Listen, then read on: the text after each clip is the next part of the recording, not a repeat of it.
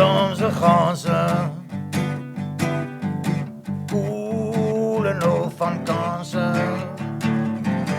Hi julle, welkom hier by Raasrugge Pretoria Oos waar ons almal op generators loop wat ons substasie het ontplof. Maar ek wil nie daaroor praat vandag nie. Waaroor ek wil praat is motorveiligheid en spesifiek remme. Nou vir die van julle wat iets weet van karre af, sal weet dat hierdie nie 'n mooi gesig is nie. Hierdie is groot moeilikheid.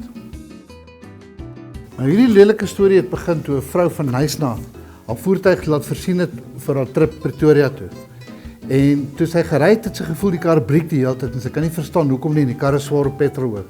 Dat die kar nie in die brand geslaan het nie is 'n wonder. Nou die hele storie het begin toe die vrou haar voertuig gevat het na hierdie werkswinkel in Nysna om te voorsien, nuwe olie in te sit, al daai dinge en nuwe breekblokke. En die is dit droog gemaak.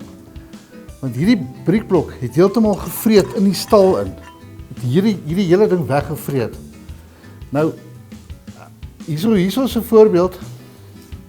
Hierso is 'n voorbeeld van hoe dit moet lyk. Dit is hoe 'n skuif moet lyk.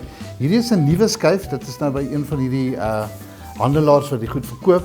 Dit is die dikte van 'n nuwe skuif. En as jy dit vergelyk met hierdie, dan kan jy duidelik die verskil sien.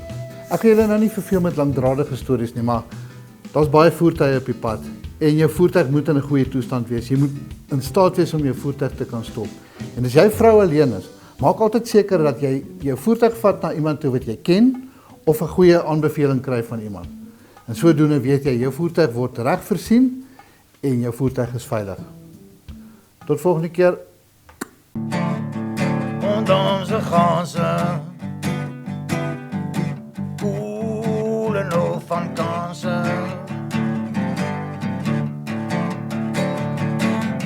Und onze ganzen.